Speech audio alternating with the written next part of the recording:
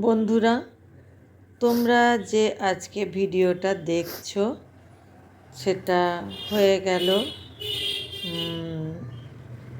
4-5 দিন, মানে রবিবার দিনের ঘটনা এটা।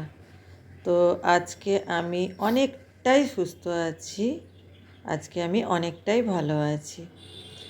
তো বন্ধুরা, তোমরা দেখছো যে আমি কাঁদছি, কিন্তু না, আমি কাঁদছি না। আমার চোখ থেকে অটোমেটিক জল বেরোচ্ছে, আর এতটাই যন্ত্রণা আমি সহ্য করছি যেটা তোমাদেরকে বলে বোঝাতে পারবো না। একটা চোখে যদি অনেকগুলো কাঁকড় ঢুকে যায় কিংবা ছুরি দিয়ে যদি চোখটা কোঁচানো হয়, কেমন যন্ত্রণা হবে সেটা একবার তোমরা অনুভব করো। তো চলো আমি আমার ইন্ট্রোটা দিয়ে দিই। নমস্কার বন্ধুরা, আমি ইন্দ্রাণী। আমার চ্যানেলে তোমাদের সবাইকে স্বাগত জানাই। তো বন্ধুরা, আমার কি হয়েছে, কেন এরকম কাঁদছি, আমি কোথায় যাচ্ছি, কি ব্যাপার, সব কিছু তোমরা আস্তে আস্তে জানতে পারবে ভিডিওটা দেখলে। আর বন্ধুরা, যারা পুরনো বন্ধু আছো তারা তো আমাকে ভীষণ ভালোবাসো, তারা আমাকে প্রতিটা মুহূর্তে খোঁজ খবর নিচ্ছ, আমি কেমন আছি, আমার চোখ কেমন আছে, প্রত্যেকটা ভিডিওতে প্রত্যেকটা মেসেজে আমাকে কমেন্টস করছো। আমি তখন চোখে দেখতেও পাচ্ছিলাম না, রিপ্লাই দেওয়ার মতো ক্ষমতাও ছিল না আমার। আর যারা নতুন বন্ধু আছো, আমার ভিডিওটা দেখছো, প্লিজ সাবস্ক্রাইব করে আমার পাশে থেকো। আমার অল নোটিফিকেশান অন করে রেখো, বেল আইকনটা বাজিয়ে রাখো, যাতে আমার ভিডিওটা প্রথমেই যেন তোমরা পেয়ে যাও। তো চলো বন্ধুরা, দেখতে থাকো আমি কোথায় যাচ্ছি, কি হয়েছিল আমার, কি ব্যাপার, সমস্ত কিছু আজ তোমাদেরকে আমি জানাবো। তো চলো বন্ধুরা। তো এতক্ষণে নিশ্চয়ই দেখে তোমরা বুঝতেই পেরে গেছো যে আমার চোখের কিছু একটা ঘটেছে। তো দেখো, চোখের হসপিটালে চলে এলাম, আমাদের মেদিনীপুরের নামকরা মেদিনীপুর রোটারি আই হসপিটাল। কিছুদিন আগে আমার এখানে একটা ভিডিও গিয়েছিল আমার হাজব্যান্ডের চোখের ছানি অপারেশনের। তো ওখানেই চলে এলাম আমি আমার ট্রিটমেন্ট করতে।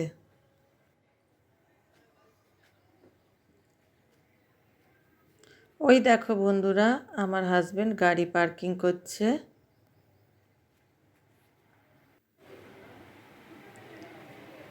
14 জনের পর আমার নাম ছিল, কিন্তু যেহেতু এমার্জেন্সি কেস ছিল বলে আমার 2 জনের পর 3 জনের নাম লেখা হয়েছিল, মানে 2 জনের পরই আমার নাম ডেকে নেওয়া হয়েছিল। কালো চশমা পরে আছি, চোখের কন্ডিশন খুব খারাপ। চোখের দিকে তো একটা চোখ তো পুরো অন্ধই হয়ে গেছিলো, যেই চোখে আমার ইনসিডেন্টটা ঘটেছিল সেটা তো আমি একদমই কিছুই দেখতে পাচ্ছিলাম না। দেখো বন্ধুরা, দেখলেই বুঝতে পারবে, শুধু চোখ থেকে জল বেরাচ্ছিল আর পুরো সাদা হয়েছিল। এই চোখটা যেটা দিয়ে আমি চোখের জল বারবার মুছছি সেটা পুরোটা সাদা ছিল, পুরো একটা পর্দা মনে হচ্ছে লাগানো আছে, সাদা, কোনো আবছা ছবি নেই, কিচ্ছু নেই। আর শুধু এই একটা চোখে তাকাচ্ছিলাম। তো এই চোখটা যতক্ষণ তাকিয়ে আছি এই চোখেও যন্ত্রণা, একটা চোখের সাথে আরেকটা চোখ তো রিলেটেড, তাই দুটো চোখ বন্ধ করলে তবুও একটুর জন্যে ব্যথা কমছে, মানে ব্যথা তো কমছে না, মানে একটু রিলিফ পাচ্ছি। কিন্তু যখনই এই পাশের চোখটা খুলছি তখনই আবার অসহ্য যন্ত্রণা। তো দেখো বন্ধুরা, কী যে কষ্ট পাচ্ছি সেটা একমাত্র আমার হাজব্যান্ড ছাড়া কেউই বুঝতে পারেনি। সে নিজের চোখে দেখেছে যে কীরকম কষ্টটা পাচ্ছি।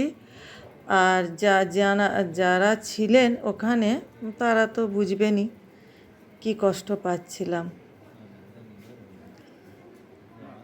তো এখানে তো ভিডিও করা অ্যালাউ নেই, তো আমি ওই একটু একটু করে লুকিয়ে লুকিয়ে একটু দেখেছি।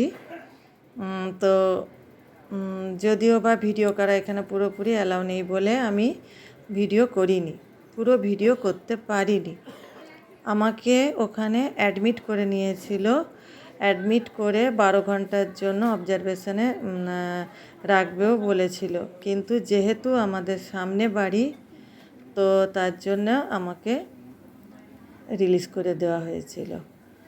তো দেখো বন্ধুরা, আমি আর পাচ্ছিলাম না, এতটাই কষ্ট।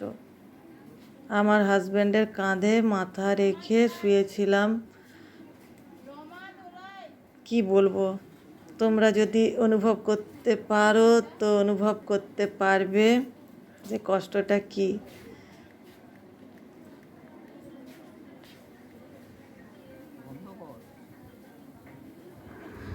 তবে সত্যি কথা বলতে কি জানো বন্ধুরা, আমার সহ্য ক্ষমতা এক্সট্রিম লেভেলের, মানে আমি মারাত্মকভাবে সহ্য করতে পারি। ভীষণ ভীষণ যন্ত্রণা। আমার অপারেশন হয়েছে বা আমার আরও কিছু করোনা হয়েছিল বা আরও এরকম অনেক ঘটনা আছে যেটা আমি তখন তো ভিডিও করতাম না, তাই কাউকে জানানো হয়নি, বলিনি, বাড়ির লোকেরা ছাড়া আর কেউ জানে না।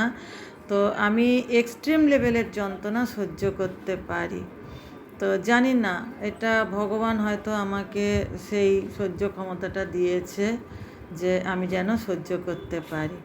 তো তোমরা ভাবছো বন্ধুরা যে এত কষ্ট পাচ্ছে, এত যন্ত্রণা হচ্ছে, তবুও ভিডিও করার শখ কী করে হচ্ছে। হ্যাঁ, সত্যি কথা, তখন কিন্তু ইচ্ছাও হচ্ছিল না যে ফোনটা নিয়ে ভিডিও করি, কিন্তু কি বলো তো, শুধুমাত্র তোমাদেরকে জানানোর জন্য আর আমার স্মৃতি হিসেবে ইউটিউবের পাতায় রেখে দেব, তার জন্য যখন আমি থাকবো না, আমার বাড়ির লোকেরা বা তোমরা যখন এই ভিডিওগুলো দেখবে তখন আমার কথা মনে করবে। এই সবের জন্য আমি ভিডিও করে আমার ইউটিউবের পাতায় রেখে দিলাম। তো বন্ধুরা, এর পরের ঘটনাগুলো দেখাতে পারলাম না, তার জন্য দুঃখিত, কারণ আগেই বলেছি যে ওখানে ফোন অ্যালাউ নেই। তারপর আমাকে অন্তত 4-5টা জায়গায় দেখে মেন ডাক্তারের কাছে নিয়ে যাওয়া হলো। তো ডাক্তারবাবু দেখলেন, দেখে তো অবাক হয়ে গেলেন যে কিভাবে এরকম ঘটলো ব্যাপারটা, কি করে একটা মানুষের এইভাবে এই ঘটনাটা ঘটতে পারে। তো যাক, ওখান থেকে ডাক্তারবাবু দেখে দিলেন। তারপর আমার চোখে ইঞ্জেকশন দেওয়া হলো আর 3টে ড্রপ দেওয়া হলো, দিয়ে এই যে দেখো বন্ধুরা, চোখে ব্যান্ডেজ করে দেওয়া হলো। তো ব্যান্ডেজ করার পর আমি চোখে চশমা পরেছিলাম, তো চশমাটা খুলে ব্যান্ডেজ অবস্থায় তোমাদেরকে দেখালাম। তো দেখো বন্ধুরা, একটু ওই ইঞ্জেকশন দেওয়ার জন্য ব্যথাটা একটু কমেছিল। আর আমার হাজব্যান্ড গাড়িটা নিতে গেছিলো, আমি ততক্ষণ বাইরে দাঁড়িয়েছিলাম।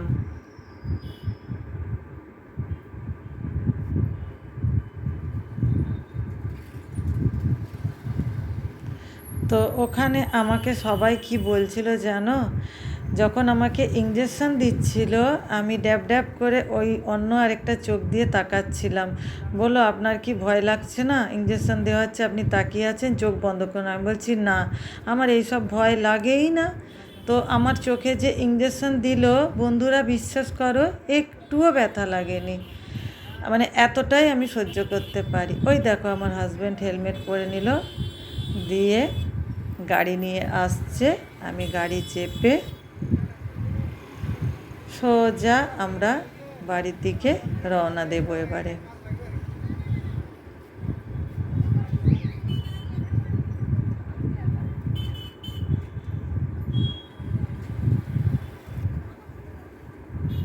এই যে গাড়ি নিয়ে চলে এলো, আমি পেছনে চেপে গেলাম।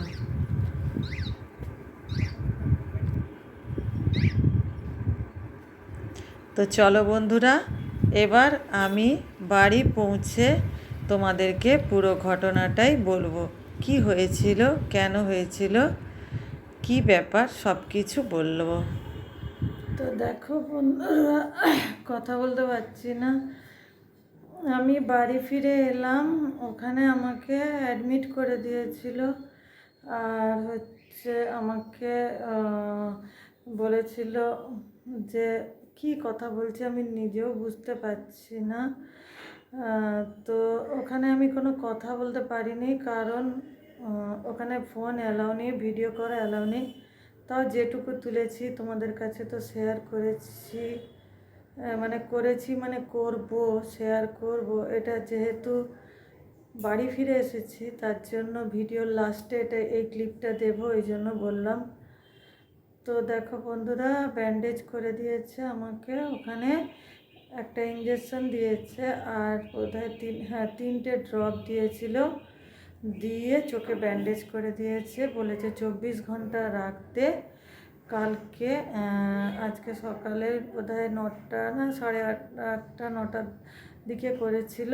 কাল 24 ঘন্টা পর, মানে কালকে সকালে এই ব্যান্ডেজটা খুলতে হবে। তো বন্ধুরা, আজকে বেশি কথা বলতে পারছি না, বুঝতেই পারছো।